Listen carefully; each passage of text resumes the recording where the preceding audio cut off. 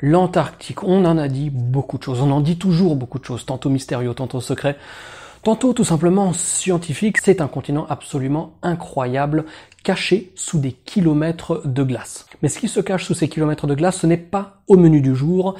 On va pas parler de Piri Reis, on va pas parler de je ne sais pas quoi, de missions secrètes, etc. Mais il n'en reste pas moins vrai que l'Antarctique est un lieu absolument unique sur Terre. Et c'est pour ça que j'ai voulu offrir une petite vitrine à Paul, un des voyageurs que je salue très chaleureusement, pour partager avec vous une vidéo qu'il m'avait envoyée en privé et qui m'avait absolument scotché. Je me suis dit, ça, il faut absolument que des gens le voient, parce que qui est allé en Antarctique ? Qui a pu en capturer des images? Vraiment pas beaucoup de monde. Donc évidemment, Paul, merci beaucoup pour cette autorisation, et je pense que je vais tout simplement laisser la parole aux images. Et vous allez voir qu'en 2015, lorsqu'il y est allé, au mois de décembre, fin décembre, eh bien on a un spectacle absolument irréel.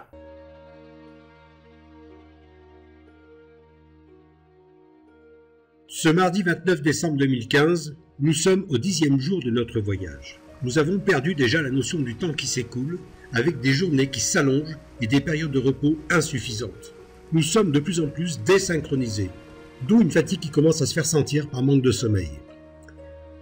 Après 5 jours de navigation pour descendre le canal de Beagle et la longue traversée du Drake, nous avons fait une escale sur l'archipel Melchior pendant 2 jours.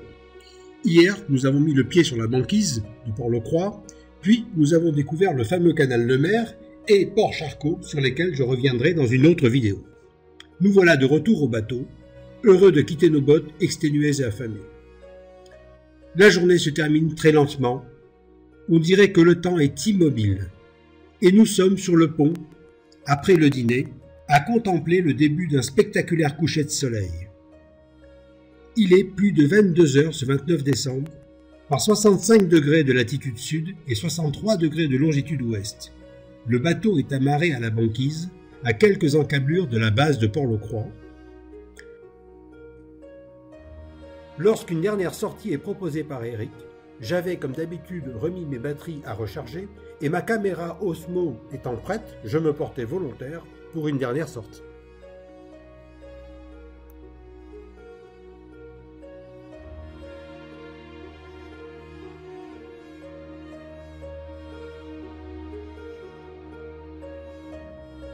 La magie des lieux est amplifiée par le silence, le calme, la pureté de l'air. Le contraste, la transparence. Cette ambiance cristalline me fait penser à la pureté d'un joyau. C'est un joyau de notre planète, au sens cristallin et minéral. Ce paysage va nous maintenir éveillés dans une excitation permanente qui devient une euphorie. Nous finirons médusés et transis de beauté, avec ce sentiment d'être seuls au monde. Grand privilégié de ce spectacle, nous sommes un petit groupe de 5, avec encore quelques ressources physiques pour une dernière escapade dans cette journée infinie. Nous n'allons pas le regretter, nous venons de quitter la goélette, 5 à bord d'un Zodiac, je suis à l'avant avec ma caméra Osmo. Abasourdi par la beauté du lieu, les mains gelées, des morceaux de banquise heurtent la coque métallique. J'ai mes 3 batteries et une micro SD de 128 Go. De quoi ne rien rater, parce que j'ai bien le sentiment qu'il se passe quelque chose de très fort, et je vais pouvoir le mémoriser. Un grand moment.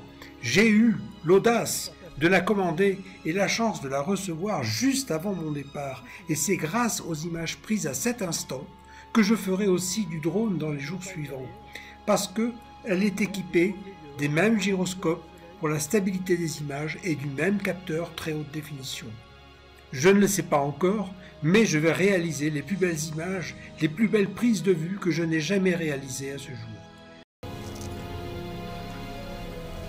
Alors j'ai le reflet de la montagne dans l'eau, c'est fabuleux. Oh là là!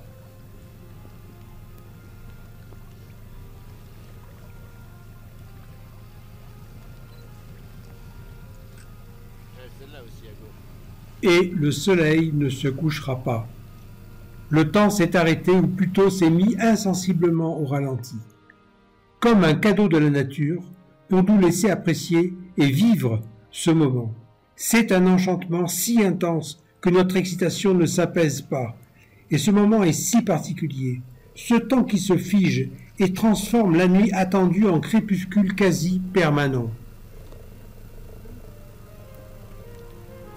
Là, il y a encore 2 mètres, là.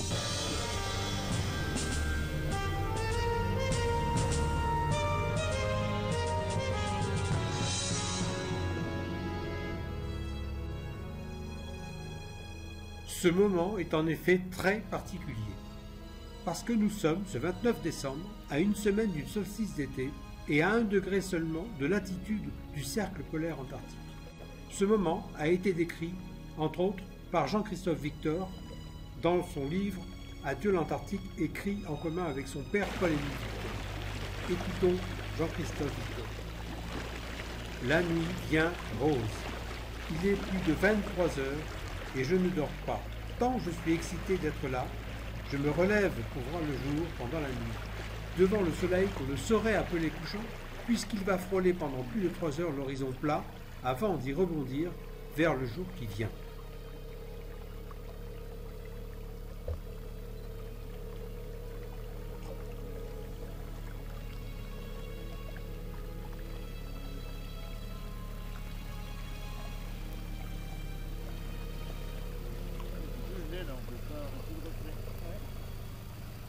Regardez, c'est notre planète. Elle est sublime. Regardez-la dans toute sa beauté originelle, dans sa sérénité glacée. C'est le début d'une glissade dans un monde irréel, grandiose, qui nous transporte comme si nous étions en apesanteur, à oublier que nous sommes sur l'eau, dans le silence et le calme. Nous sommes fatigués mais exaltés, momifiés de froid, à ne plus sentir nos mains gelées tellement nous prenons des photos sans arrêt, jusqu'à épuisement. Le soleil glacé n'en finira pas de se coucher sur les glaciers et les montagnes. À travers la glace et l'eau, il va produire des effets jamais vus. La glace devenue bleue, les ombres projetées très allongées tournant au mauve, les pans d'iceberg face au soleil renvoient du jaune. Le noir est ocellé de blanc, du blanc veiné de bleu, qui renvoie à son tour à travers l'eau les dégradés de vert. Je ne peux m'empêcher de penser pour les explorateurs de Gerlach, Shackleton, Jean-Baptiste Charcot, Paul-Émile Victor, qui n'avaient que leurs yeux pour filmer et leur mémoire pour enregistrer. Mais redonnons la parole un instant à Jean-Baptiste Charcot qui avait décrit ces lieux il y a plus de 100 ans. Pendant que je regarde vers le large, le soleil se couche insensiblement. Les teintes bleues, si variées et si douces des icebergs, sont devenues plus crues. Bientôt le bleu foncé des crevasses et des fentes persistent seules, puis graduellement succède avec une douceur exquise une teinte maintenant rose.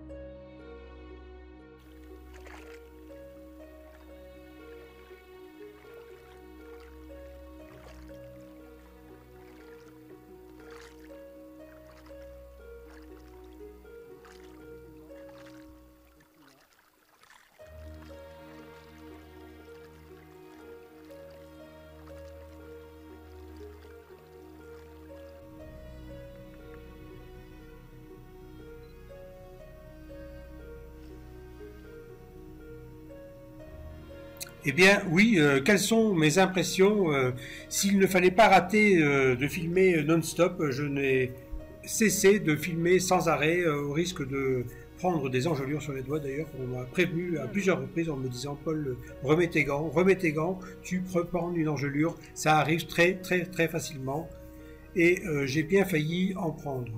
Il ne fallait rien rater, j'ai eu beaucoup de chance de vivre cet instant, de vivre ces instants, de cette façon si proche des côtes, avec des accès si rapprochés et si fréquents et faciles. Je remercie Eric de m'avoir permis de refilmer jusqu'à 3 fois de suite le même glaçon. Après avoir vu et filmé cet endroit, vécu, j'ai été transporté par cette atmosphère nouvelle et si particulière. Je suis transformé ou transfiguré. Je ne verrai plus ma planète de la même manière et ce sera pour moi toujours des instants de refuge pour me réconforter.